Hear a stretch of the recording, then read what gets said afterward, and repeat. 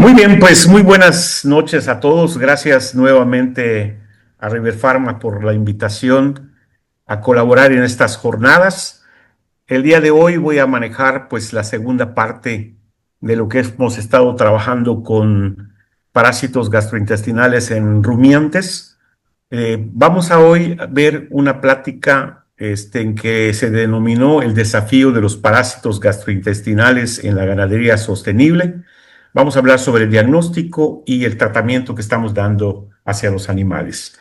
Soy el doctor Roger Iván Rodríguez Viva, soy profesor de la Facultad de Medicina Veterinaria y Zootecnia de la UADY, la Universidad Autónoma de Yucatán, y aquí estamos pues compartiendo experiencias y algunos casos que tengamos directamente con ustedes, con la intención de ir pues conociendo cuáles son los desafíos que tenemos con estos parásitos gastrointestinales en las ganaderías, ya sea ovina, caprina o bovina. Entonces vamos a iniciar con la plática. Si ustedes acordarán, en el primer día de la jornada hablamos de cuáles eran los nemátodos gastrointestinales más importantes en los rumiantes, y hay un concepto muy interesante que es sobre cuáles son los animales susceptibles a los nemátodos gastrointestinales, cuáles son los resistentes y cuáles son los llamados resilientes. Hay varios estudios realizados a nivel nacional y por supuesto a nivel mundial, donde correlacionan estas características que ya mencionamos con las enfermedades clínicas o subclínicas que pudieran tener estos animales que tenemos en nuestros hatos o en nuestros rebaños.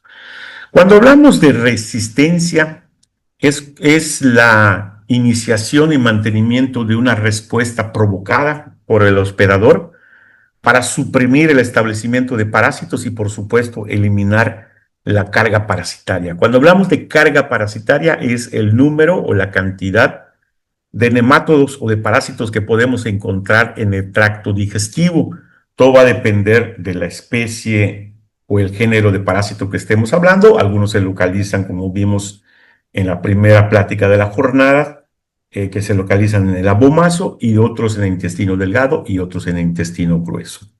Y debemos tener ciertos indicadores para poder medir si estos parásitos son resistentes o no son resistentes a los antihelmínticos, y también si los animales son resistentes a los parásitos. Entonces, en este caso, el grado de resistencia lo vamos a evaluar generalmente con el recuento de gusanos. Cuando vayamos a la necropsia y veamos si son animales que tienen pocos gusanos, podemos decir que son resistentes, y si tienen muchos en la necropsia podemos decir que son susceptibles. Pero también lo podemos hacer cuando los animales están vivos, es decir, el recuento de huevos por gramo de heces. El otro concepto son los animales en resiliencia, o algunas veces se les llama tolerancia, que es la capacidad que van a tener estos animales para poder sobrevivir y ser productivos ante un desafío de un parásito, en este caso de nematodos. Y lo vamos a medir en relación a su productividad, es decir, algo que nos interesa como productores, como veterinarios, es el aumento de peso vivo que tienen ellos, y en un momento dado que tengamos animales de producción de lana, pues también se puede medir bajo ese esquema. Y también podemos medirlo también en cuanto al número de tratamientos que reciben estos animales, tratamientos antihelmínticos, y de qué forma estos pues pueden ser medidos individualmente, por ejemplo, la toma del hematocrito y la tasa de mortalidad que pudieran tener estos animales de una forma indirecta, los pudiéramos evaluar. Pero hay un concepto que yo quisiera platicarles a ustedes que hay entre animales susceptibles y animales resilientes. Esto es un ir y venir, es decir, no vamos a encontrar animales todo el tiempo susceptibles, todo el tiempo resilientes, sino que va a depender mucho de la condición nutricional que tengan los animales. Y esto es un ejemplo claro que manejamos para poder definir cuándo un animal es susceptible, cuándo es resiliente, cuando recibe una buena nutrición y cuando recibe una nutrición mala. Es decir, un animal con una mala nutrición va a conducir a un animal susceptible, como se menciona aquí, y un animal con una buena y adecuada nutrición va a ser un animal resiliente que va a poder, a pesar de tener parásitos, va a poder expresar su potencial productivo. Entonces, si estos animales resilientes le damos una mala nutrición, pues van a ser animales susceptibles y así va a ser un ir y venir en la misma producción. Entonces es importante que los animales, a pesar de que pueden ser animales de ciertas razas que sean pues tolerantes y que sean cierta resistencia a los parásitos, si manejamos animales con una mala nutrición, pues van a pasar a ser animales susceptibles.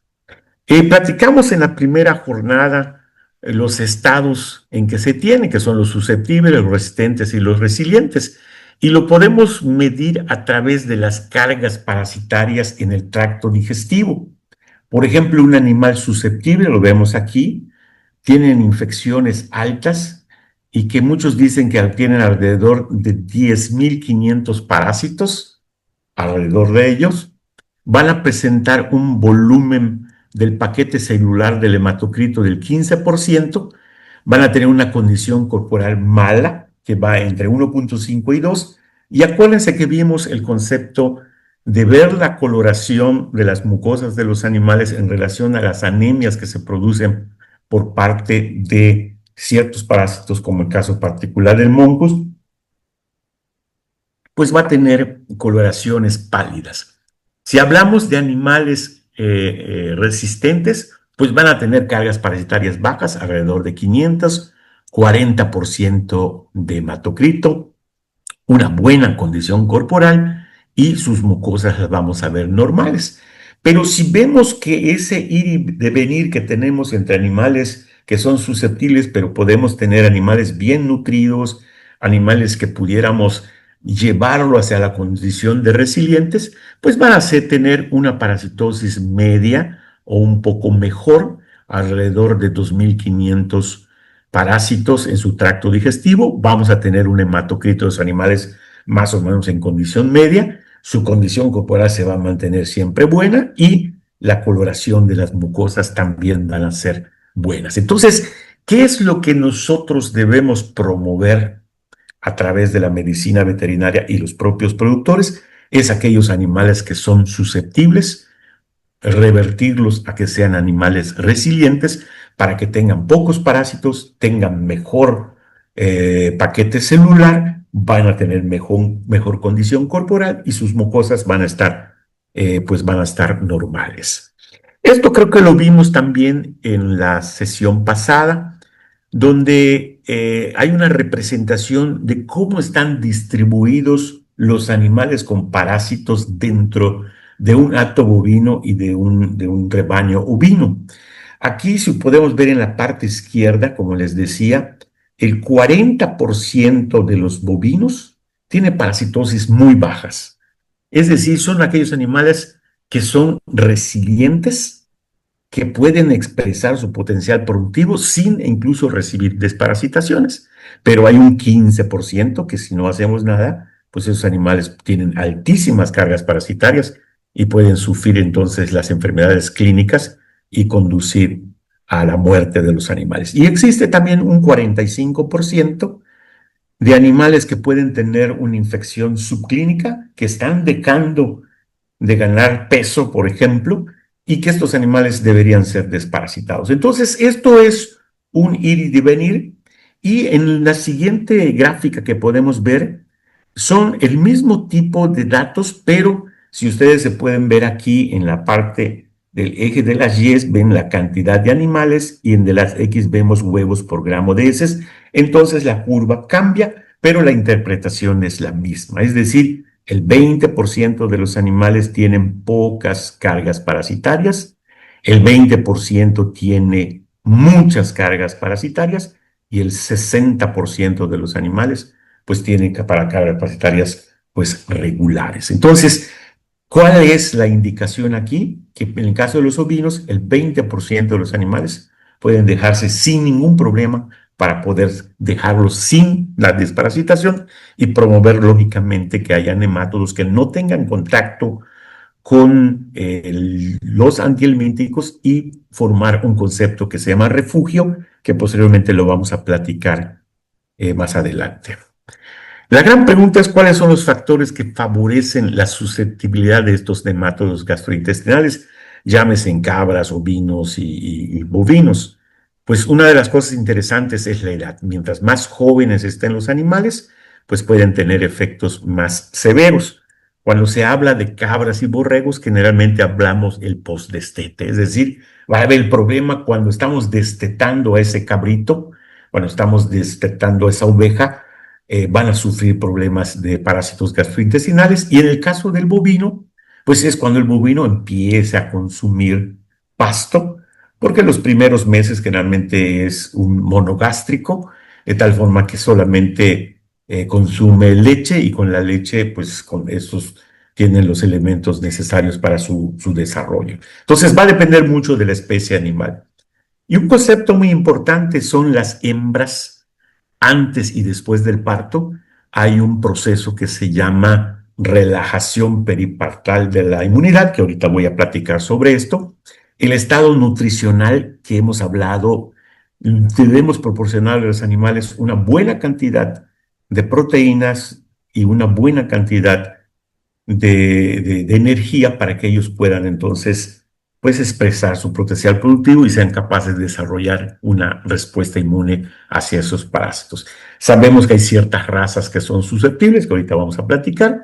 Los sistemas de producción y la región climática en donde estén los animales, pues va a tener un factor importante, y un concepto importante es la carga parasitaria y la excreción de huevos. Cuando hablamos carga de parasitaria son los nemátodos que están en el tracto digestivo, y cuando hablamos de excreción de huevos puede ser la representación de lo que está ocurriendo dentro de los animales, pero quisiera platicar algunos componentes que pueden cambiar eso, porque generalmente el que excreta muchos huevos quiere decir que tiene muchos parásitos, pero no siempre es esta regla, porque va a depender mucho también de la prolificidad de los parásitos. Hay parásitos que son altamente prolíficos y van a excretar muchos huevos, y otros parásitos que no son tan prolíficos y tampoco van a excretar una buena cantidad de huevos. Entonces les mencionaba que en los ovinos y en los caprinos hemos hecho estudios desde 1995, que les voy a presentar ahora, donde veíamos el proceso de la relajación peripartal de la inmunidad, que es muy importante en las hembras. En este estudio que hicimos, lo hicimos en cabras, y aquí está señalado donde está el parto, y aquí vemos la excreción de huevos por gramo de excremento de estos animales. Si ustedes ven antes del parto, hay un aumento en la eliminación de huevos por gramo de excremento, se da el proceso del parto, y después del parto, viene una relajación de la inmunidad y los parásitos luego, lógicamente, van a elevarse en cuanto a su número.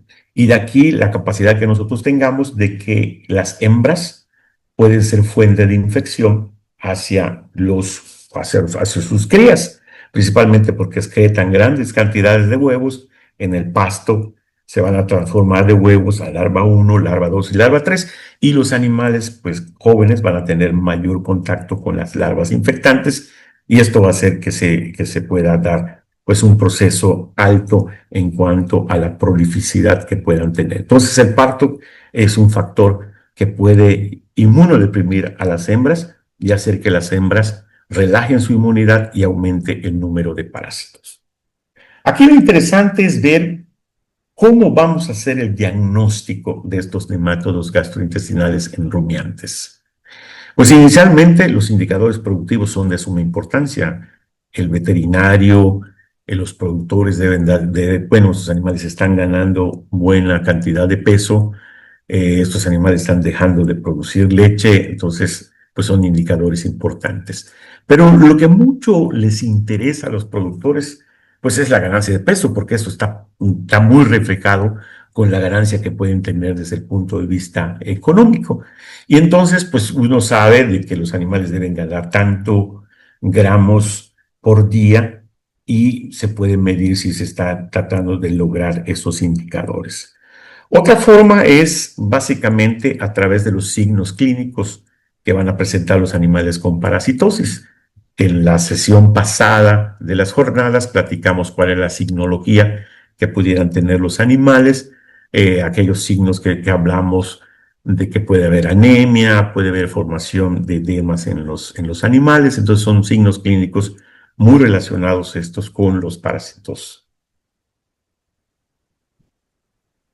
Pero una de las cosas interesantes aquí son las pruebas de laboratorio y también si un animal fallece, pues podemos realizarle una necropsia. Y también tenemos que hacer ciertos diagnósticos sobre el problema de resistencia que van generando estos nematodos gastroentéricos principalmente en ciertas condiciones del país, que esto lo voy a tratar en la siguiente plática que vamos a tener en la tercera y última plática de la jornada.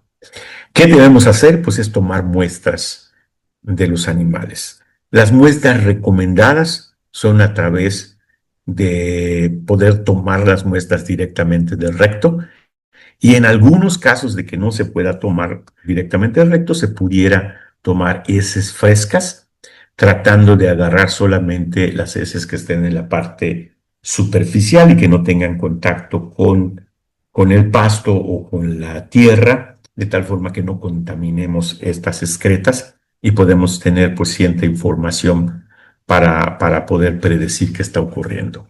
Lo primero que hacemos cuando esas heces llegan al laboratorio es hacer un examen macroscópico de heces.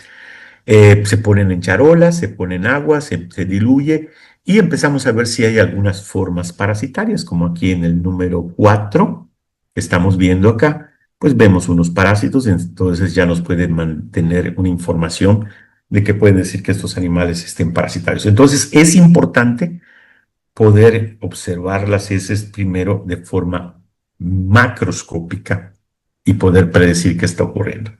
Sin embargo, en nuestro laboratorio y en laboratorios de diagnóstico, pues se hacen los exámenes o pruebas coproparasitoscópicas o coprológicas y lo podemos hacer básicamente para identificar huevos de nemátodos y para identificar las larvas. Acuérdense que las larvas 3 son las larvas infectantes. Y cuando hablamos de identificación de huevos, hablamos de pruebas cualitativas y también hablamos de pruebas cuantitativas. Y básicamente la identificación de las larvas pues son pruebas cualitativas.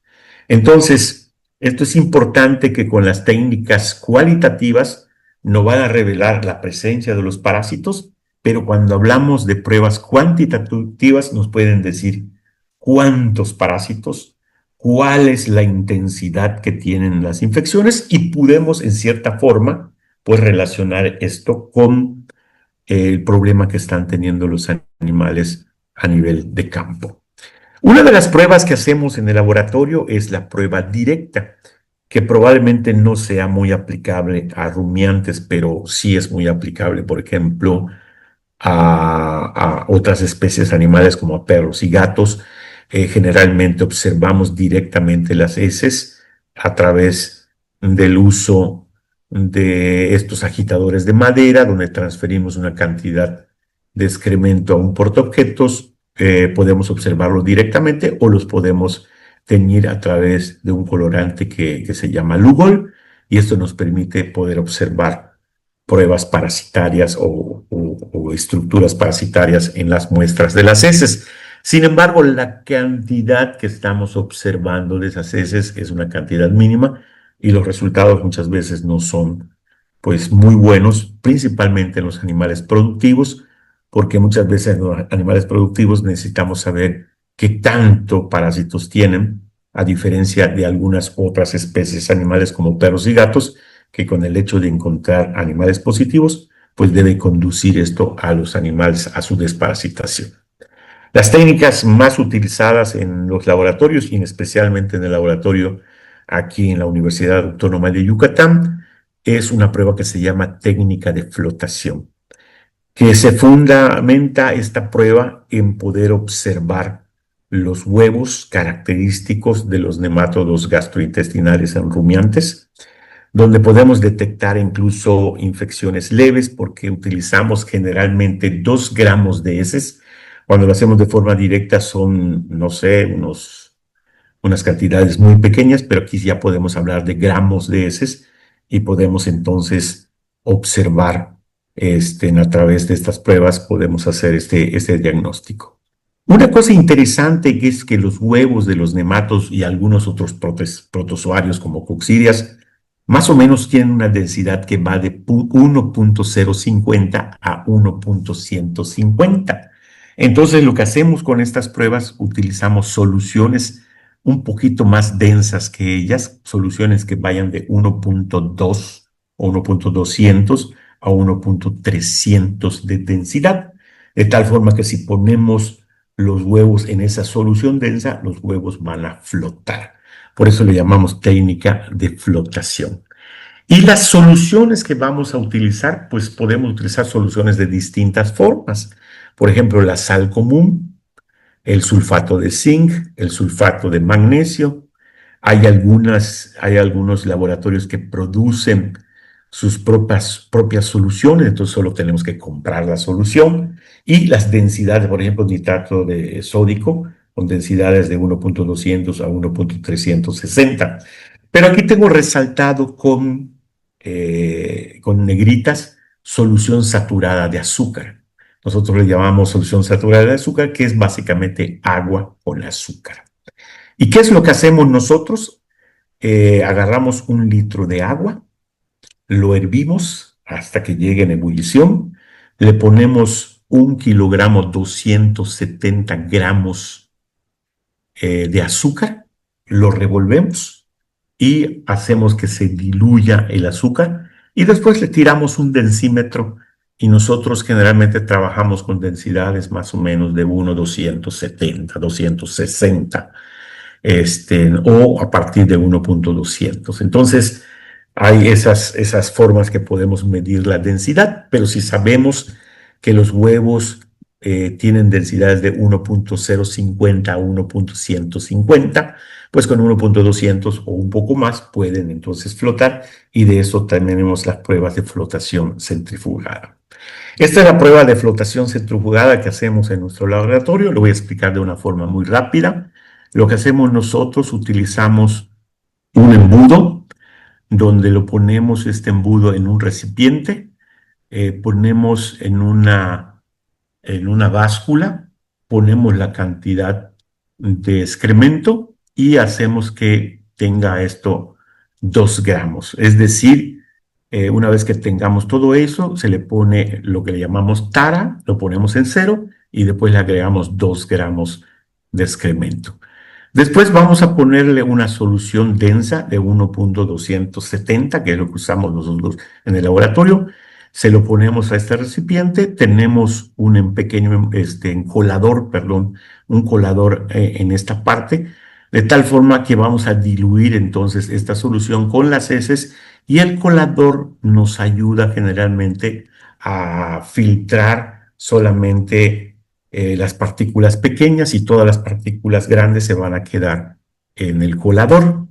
Posteriormente lo agitamos y posteriormente lo transferimos en un tubo de ensayo. Ese tubo de ensayo lo vamos a pasar a una centrífuga y se va a centrifugar a 1500 revoluciones por minuto por 5 minutos. Una vez que ya esté centrifugado, entonces agarramos unas asas que son bacteriológicas, nos vamos a la flotación, a la superficie de esa solución, y a través de esas asas podemos tomar entonces el contenido que está flotando, y donde está esa flotación, pues allá vamos a encontrar los huevos para poder entonces poner esto en unos portaobjetos y observarlo al microscopio. Y allá vamos a ver las estructuras de los parásitos, que posteriormente les voy a explicar en qué consisten. Esta prueba de flotación centrifugada es una prueba cualitativa porque no nos indica la cantidad de huevos por gramo de excremento. Sin embargo, en nuestro laboratorio hemos tratado de que esa prueba la pongamos de una forma cuantitativa, y podemos decir, cuando vemos infecciones leves ponemos una cruz, y cuando vemos infecciones muy fuertes le ponemos 5 o 6 cruces. Entonces todo depende del nivel de cruces, entonces va a depender también el nivel de infección que pudieran tener los animales. Pero, insisto, esto es una prueba cualitativa que a través de las cruces podemos dar cierto valor, pero no es un valor real. Para ello, si queremos saber cuántos huevos o el caso de o quistes de coccidias por gramo de excremento están excretando los animales, utilizamos una prueba que se llama McMaster. Y como ya tenemos con antecedentes la solución que preparamos para la flotación centrifugada, entonces la prueba de McMaster va a ser pues bastante fácil y nos va a dar entonces el número de huevos por gramo de excremento, como les voy a explicar ahorita cómo lo hacemos matemáticamente, porque es una expresión matemática que vamos a utilizar un factor y cada huevo que tengamos lo vamos a multiplicar por este factor. ¿Qué es lo que hacemos? Primero agarramos las heces de los animales, las revolvemos, hacemos lo mismo que hicimos con la flotación centrifugada, 2 gramos de excremento, le ponemos la solución, lo revolvemos, entonces en vez de ponerlos en los tubos de ensayo, lo metemos en una cámara que se llama cámara de McMaster. Aquí podemos ver la cámara de McMaster, utilizamos por ejemplo estas jeringas y agujas, más bien jeringas insulinas, que entonces ponemos en estas cámaras, pues la cantidad que nosotros vamos a poner. Ahorita les voy a explicar en qué cantidad ponemos y esto lo vamos a observar al microscopio en esa cámara de McMaster que tenemos. Entonces es una expresión matemática. Aquí estamos viendo cómo estamos transfiriendo la solución que preparamos de heces con la solución glucosada o con la saturada de azúcar. Y aquí vamos a ver las cámaras. Si ustedes ven esta cámara representada aquí en el lado derecho, vamos a ver que esta cámara es cuadrada. Lo que pasa que está de lado y parece que está alargada, pero en realidad tiene 6 compartimentos, ¿sí? Entonces, mide 1 centímetro de ancho por 1 centímetro de largo, porque es cuadrada, no es rectangular como aparece aquí. Entonces, si partimos de esto, entonces podemos decir que cuando preparamos la solución, vamos a poner, ahora sí, una cantidad exacta. 28 mililitros de solución glucosada y 2 gramos de excremento. Lo vamos a revolver y va a formar entonces entre los solutos y los solventes una solución de 30 mililitros como tal. Pero sabemos que de esos 30 mililitros estamos poniendo 2 gramos de excremento. Pero si lo pasamos esto a 1 gramo de excremento, entonces estamos poniendo 1 gramo de excremento en 14 mililitros de solución, que la suma de los solventes con los solutos nos va a dar un volumen total de 15 mililitros. Entonces, lo que estamos preparando nosotros es una prueba que estamos tratando de ver qué hay en 15 mililitros de solución. Pero sabemos que mide la cámara 1 por 1, quiere decir 1, y tiene una profundidad esta cámara donde va entonces la solución. Entonces, la expresión matemática es 1 de ancho por 1 de largo por 0.15 centímetros de profundidad, nos va a dar un volumen que va a llevar la cámara de 0.15 mililitros. Pero nosotros, eso es lo que vamos a leer en la cámara, pero nosotros preparamos 15 ml y solo vamos a leer 0.15. ¿Qué representa 0.15 de 15 ml? Representa una centésima parte. Por lo tanto, nuestro factor de corrección va a ser 100. Es decir, cuando yo lea en la cámara en el microscopio, lea esta cámara de McMaster, si me encuentro un huevo, significa no es que es uno, sino significa que son 100 huevos. Si me encuentro 3, significa que son 300 huevos. Y de esa forma nosotros en el laboratorio podemos decir tantos huevos por gramo de excremento podemos tener. Ahora, hay varias ilustraciones de cuáles son la morfología de los huevos.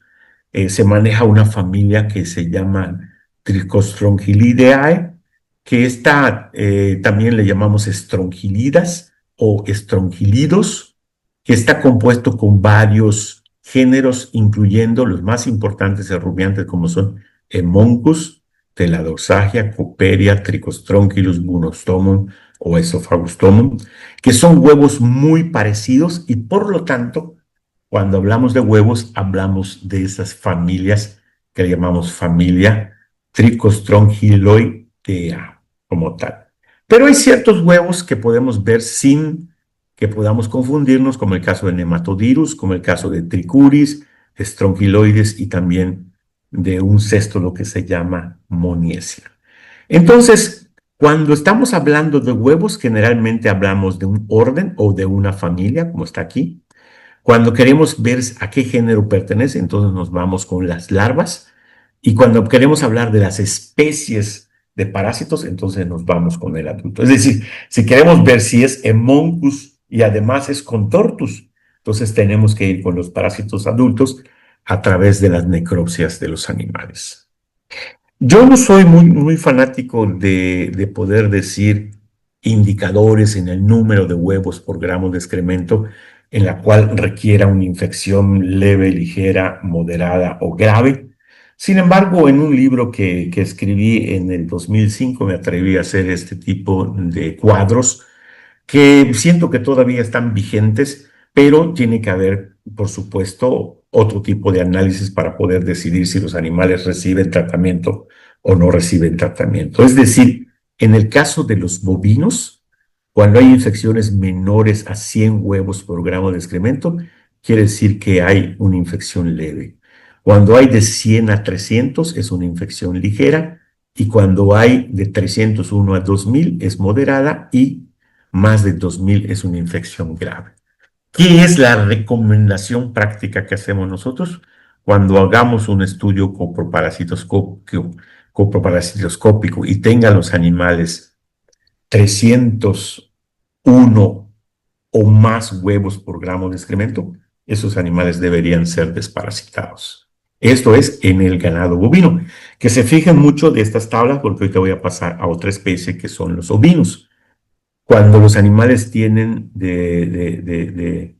por ejemplo, van cambiando, pueden tener más huevos por gramo de excremento los animales, pero también cuando tienen de 300 para arriba, entonces podemos desparasitar a estos animales. Todo va a depender del criterio que tengamos, pero ustedes quiero que vean esto aquí con más de 3000 huevos por gramo de excremento, ya es una infección grave. Voy a regresar. Aquí los bovinos con más de 2000. Es decir, son más tolerantes los ovinos que los propios bovinos. Es decir, los bovinos son un poco más resistentes que los ovinos.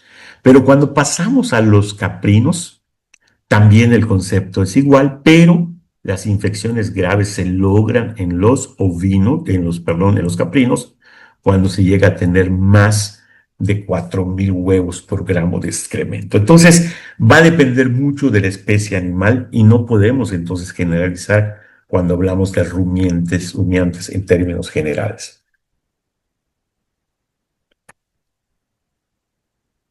También podemos ir al diagnóstico a través de cultivos de larvas, cultivos de huevos para la producción de larvas, principalmente son las larvas L3.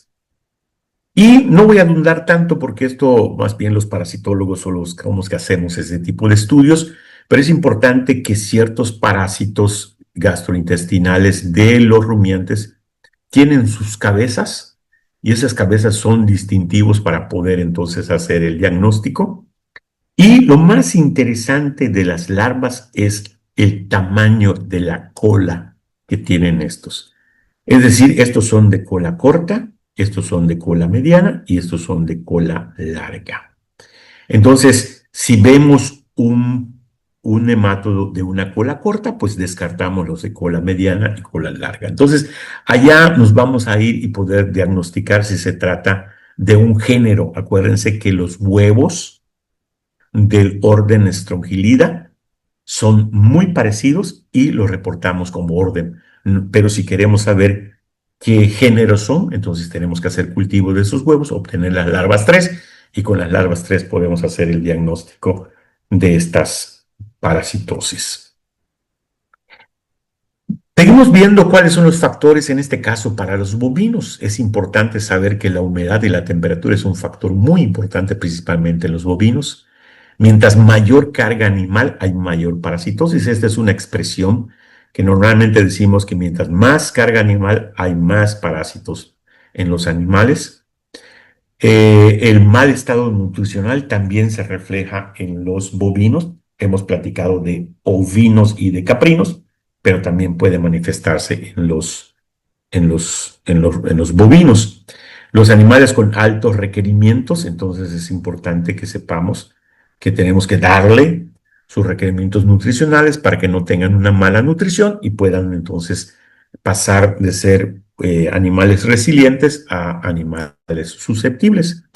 El manejo de la estabulación también es otro factor importante, porque la estabulación no permite que hayan tantos nemátodos gastrointestinales, porque acuérdense que las larvas frescas las encontramos en los pastos, a menos de que se esté cortando pastos que estén en contacto con las heces de los bovinos y se le esté dando a los animales en su alimentación en los corrales. El sistema de producción es bien importante, el estado fisiológico que ya hablamos, y en algunos casos interesantes es la edad. En términos generales, podemos decir que la gran mayoría de los parásitos gastrointestinales, los animales jóvenes son los más afectados. Y hay algunas excepciones, como el caso de mecistovirus, donde afecta más a los animales adultos que a los animales jóvenes. Este es un estudio que siempre me gusta presentar en mis ponencias sobre cómo se da el proceso de contaminación de las praderas y la infectividad que van a tener con las larvas 3. Lógicamente aquí tenemos la contaminación de los huevos que están representados en rojo y la infectividad de las praderas. Acuérdense que primero son los huevos y después son las larvas 3. Entonces van teniendo una similar presentación, pero es de esperarse que primero se produzcan los huevos y después se produzcan las larvas. Entonces esto fue estudiado muy claramente en Argentina, donde las épocas del año son factores importantes. Por ejemplo, acá en las Pampas argentinas, julio, agosto, septiembre, junio, julio, agosto y septiembre son las épocas donde hay mayor parasitosis en los animales o mayor infestación de las praderas, pero en esta pampa húmeda generalmente empiezan las altas infestaciones de las praderas a partir de mayo, junio, julio, agosto. Entonces es importante que sepamos cuál es la dinámica de población de estos parásitos en cada una de las regiones. Hay diferencias entre razas, por supuesto, principalmente en los ovinos.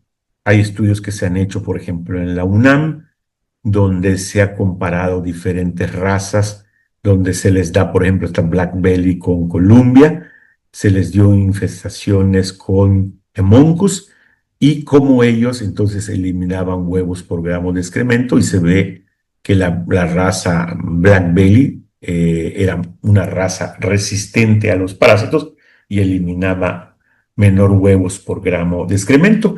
Y cuando se pasaba entonces a ver los adultos, pues se veía que los Black Belly tenían pues menores cantidades de parásitos adultos y entre animales desparasitados y animales no desparasitados para Columbia y para Black Belly, pues lógicamente los animales desparasitados tenían mayor ganancia de peso que los animales no desparasitados. Este es un estudio que me gusta poner, ya tiene 25 años que hicimos este estudio, pero me encanta ponerlo porque fue uno de los primeros que hicimos nosotros, donde en el estado de Yucatán trabajamos 1905 bovinos y queríamos ver cuál era la dinámica de población de estos nemátodos gastrointestinales. En este caso particular era la prevalencia, es decir, el número de animales infectados. Los mismos animales fueron monitoreados desde los 2 meses hasta los 14 meses, los mismos animales, sin ninguna desparasitación. En aquel entonces nos permitían hacer proyectos donde no se desparasitaran los animales. Y aquí lo interesante que en animales entre 4 y 6 meses, casi todos en el hato eran positivos.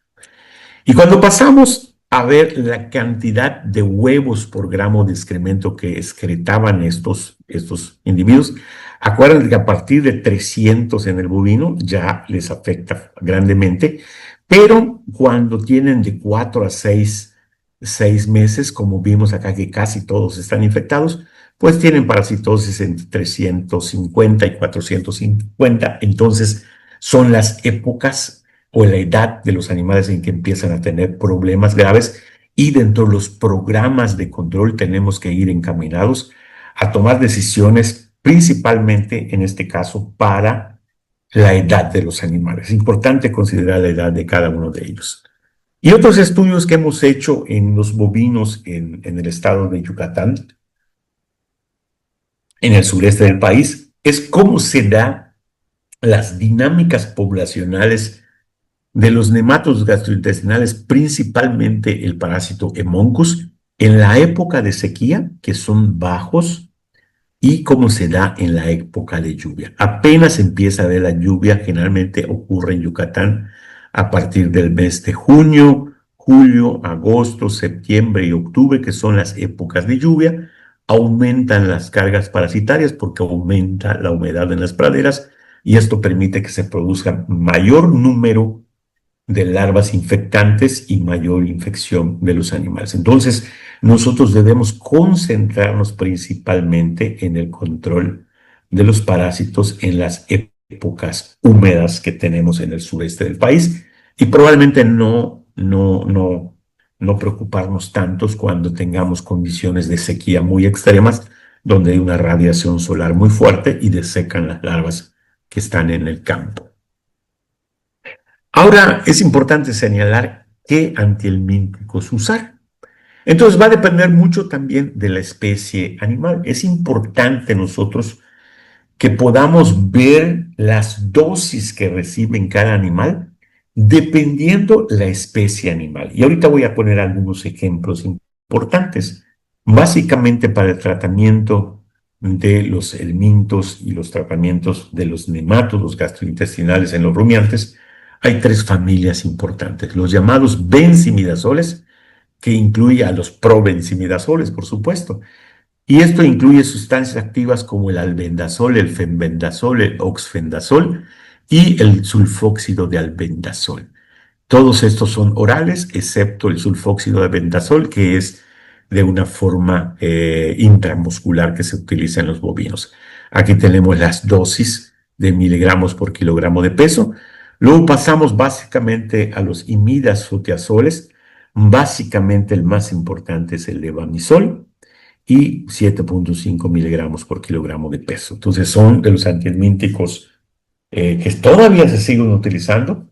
Vamos a ver en la tercera plática de la jornada, donde vamos a hablar problemas de resistencia, y vamos a ver que sí hay problemas de resistencia con el levamisol, pero no es tan marcada como sucede con la otra familia, que son las lactonas macrocíclicas.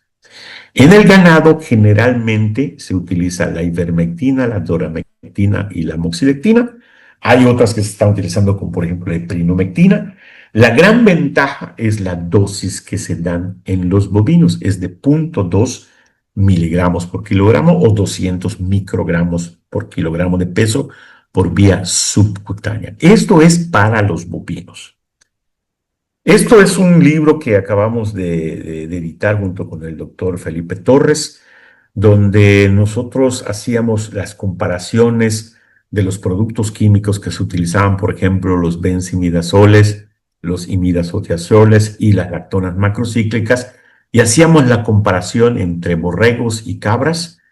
Y, por ejemplo, para el caso particular del albendazol, fenbendazol y oxfendazol, para el caso de ovinos es de 5 miligramos por kilogramo, pero para el caso de los caprinos es lo doble. Entonces es importante que no porque veamos que son dos rumiantes pequeñitos tengan la misma dosis. Entonces es importante. Lo mismo pasa con el levamisol, 7.5 por miligramos por kilogramo de peso, 7.5 para ovinos, pero para el caso particular de los caprinos se necesita mayor dosis para poder entonces tener una eficacia bastante buena. Y lo mismo ocurre con las lactonas macrocíclicas. Los ovinos son igual a los bovinos. Sin embargo, los caprinos necesitan mayor concentración por el tipo de metabolismo que tienen estos animales. Entonces es importante que sepamos que las dosis no son únicas para diferentes especies animales, sino dentro de rumiantes hay algunas diferencias. Y una cosa interesante es el pesaje de los animales. Todas las dosis de estos productos se dan por miligramo por kilogramo de peso. Entonces es importante pesar a los animales porque muchos no tienen la experiencia, no saben cuánto pesan los animales y esto pues es un problema, ¿no? Aquí voy a hacer, River Pharma maneja un producto son de uso para el ganado que se llama Endovet y Vermivet, que también pueden ser utilizados para el tratamiento de estos animales. Hay una organización mundial que es la famosa UAP, que es la Asociación Mundial para el Avance de la Parasitología Veterinaria, donde tengo la fortuna de ser socio de esta asociación. Y esta asociación marca unas guías principalmente para la evaluación de la eficacia de los antihelmínticos en rumiantes. Y este grupo de investigadores definió en el 2024 que un antihelmíntico eficaz es cuando este producto elimina del 90 o más, del 90 al 100% de las poblaciones del helmíntico que son objetivos cuando se trata de algún tratamiento en especial. Es decir, de 90 o más eficacia de este producto se considera que el producto es eficaz. Se han probado diferentes eficacias en diferentes partes del mundo. Aquí se maneja en el noreste de Etiopía, donde ellos vieron que la eficacia buena era del benzimidazol, pero la eficacia de la ivermectina no era muy marcada. En este caso es eficacia también sobre ovinos, aquí también en Etiopía. Aquí lo que se hace es la cantidad de huevos por gramo de excremento antes del tratamiento en este grupo control, el grupo tratado con albendazol, con tetramisol y con ivermectina, y la eficacia que van teniendo. Esta se obtuvo una eficacia del 82%, del 93% y del 83%. Y cuando lo pasamos ya a la parte práctica, vimos que el albendazol en este estudio tuvo una eficacia baja, el tetramisol tuvo una eficacia buena y la ivermectina tuvo una eficacia baja. Entonces, va a depender mucho de la exposición que se hayan tenido las poblaciones y la selección de nemátodos resistentes. Nosotros en México hemos tenido la oportunidad de, en ese caso, hacer dos estudios. Este estudio que está aquí a la izquierda lo hicimos en Veracruz, donde probamos la eficacia de la moxidectina Purón para el control de nemátodos. Y una cosa interesante aquí es, vean los días post-tratamiento y vamos a ver la eficacia que se tiene, lógicamente, en los grupos tratados en este caso. Aquí tenemos el grupo de control y aquí el grupo tratado. Lógicamente, eficacias del 100% y se logra hasta los 28 días se tiene una eficacia del 100%, pero ya a los 60 días se tuvo una eficacia de 33%. Entonces, ¿qué es lo que podemos decir en este caso? Que la moxidectina al 0.5% purón tuvo una eficacia del 100% con 28 días de persistencia. Después, en otro estudio que hicimos, lo hicimos en el trópico mexicano, lo hicimos en el estado de Yucatán. Este es un estudio donde evaluamos la eficacia y la persistencia de la moxidectina e ivermectina, de larga acción ambos, para el control de infecciones naturales de nemátodos gastrointestinales en bovinos. Y lo mismo, aquí tenemos los días, aquí tenemos la media de huevos por gramo de excremento para el grupo control, para el grupo tratado con moxidectina y el grupo tratado con ivermectina. Se ven eficacias arriba del 90% hasta los 70 días para el caso de la moxidectina al 10% y con eficacias arriba del 90% a los 56 días cuando se utilizaba ivermectina al 3.15%. Entonces, Va a depender mucho de la población que estemos estudiando, va a depender de la formulación que tenga el antihelmíntico y la concentración. Tenemos moxidectina al 1%, pero tenemos moxidectina al 10%, tenemos ivermectina al 1% y tenemos al 3.15 e incluso hay al 4%. Entonces, cada uno de ellos va a tener cierta eficacia hasta cierto tiempo y esto va a tener la eficacia buena con una persistencia que es necesario que se puedan definir. He tenido la oportunidad de poder editar unos manuales para productores. En el que esté interesado, yo les puedo enviar a ustedes estos manuales. Por ejemplo, este manual lo denominamos Control de parásitos internos externos que afectan al ganado bovino de Yucatán. Y lo que hicimos acá es establecer programas de control en el ganado bovino con base en todos los antecedentes que he planteado en esta charla. Y los programas estratégicos de control pueden ir basados en el manejo del hato, en la categoría animal. Acuérdense que los animales jóvenes son los más afectados, pero también hay una forma que podemos hacer los tratamientos estratégicos que pueden ser con base en los conocimientos epidemiológicos. Sabemos que en las épocas de lluvia hay una gran cantidad de larvas L3, una gran infección en los animales y por lo tanto mayor daño en los animales comparado con las épocas de seca. Entonces va a depender mucho del esquema que queramos y ahorita les voy a poner ejemplos de lo que estamos proponiendo y lo que estamos haciendo en el sureste del país. Se acordarán que les presenté estas dos gráficas donde teníamos la prevalencia de animales infectados y la eliminación de huevos por gramo de excremento y señalaba aquí con una raya de color azul que el máximo riesgo que tienen los animales en cuanto a la edad es entre los 4 y 6 meses. Pero, por ejemplo, aquí solamente el 60% cuando tienen 2 meses, aunque tienen muchos parásitos, pero solamente el 60% están infectados. Pero en cambio estos tienen alrededor del 90% y tienen cargas parasitarias pues, bastante altas, como lo vimos en la excreción de huevos por gramo de excremento. Entonces, la propuesta que estamos haciendo nosotros en el sureste del país es cuando son animales bovinos que están en un sistema de producción vaca-cría de un ciclo completo. Entonces, nosotros recomendamos desparasitar a los animales cuando tengan de 4 a 5 meses de edad. ¿Para qué? Para evitar estos picos que tenemos grandes y los animales no sean afectados. Ponemos algún ejemplo, este es el caso de un becerro, y normalmente depende mucho del sistema de producción. Los animales podrían pesar entre 110 y 130 kilogramos de peso. La segunda desparasitación va muy relacionada al destete de los bovinos. Acuérdense que cuando se desteta un animal, pues ya está el 100% de ese animal dedicados al consumo de pasto y entonces puede sufrir una parasitosis muy severa. Entonces, cuando tengan ellos la edad del destete, pudieran en cierta forma pues ser desparasitados y pueden tener entre 180 y 220 kilogramos. Una tercera desparasitación entre los 14 y 16 meses, cuando tengan esto, y una cuarta desparasitación cuando los animales pues ya estén quizás unos 3, 4 meses antes de salir al mercado. Una cosa que interesante aquí que no lo señalé, pero no quiero dejar de pasar esta oportunidad, es esta gráfica que ustedes ven aquí.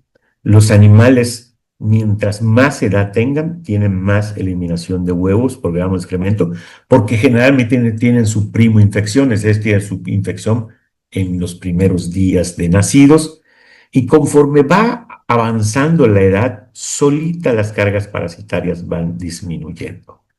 Es decir, ¿qué significa esto? Que estos animales, acuérdense que son 1905 animales que fueron monitoreados, los mismos animales durante de los 2 a los 14 meses de edad, y podemos ver que ellos van desarrollando un sistema inmune, hasta decir que animales adultos pues pueden tener pocas cargas parasitarias y pueden tener pocos efectos contra los parásitos. Este es un esquema que también hemos estado trabajando nosotros en el sureste del país donde hemos visto la eliminación por gramo de excremento de estos animales en dos grupos tratados.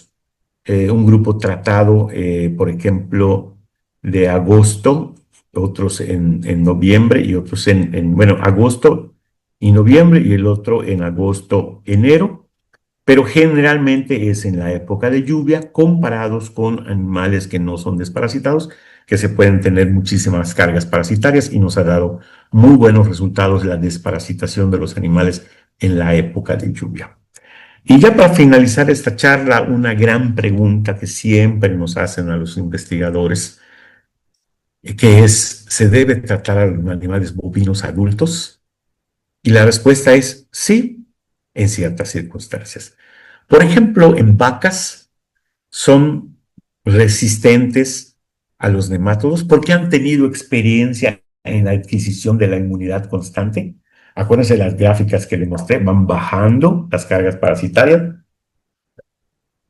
conforme va avanzando la edad.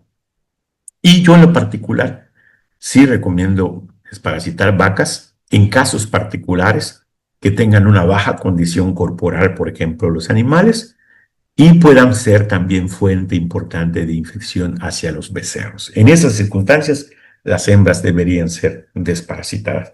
Si no están en esas circunstancias, entonces no sería recomendable desparasitar a estos animales, sino pasar a un aspecto de poder dejar esos animales sin desparasitar, que en la siguiente charla les voy a platicar qué es lo que es el refugio y qué nos permite el refugio tener para poder preservar la vida útil de los antihelmínticos. Y ya por último decir si los sementales deberían ser desparasitados o no.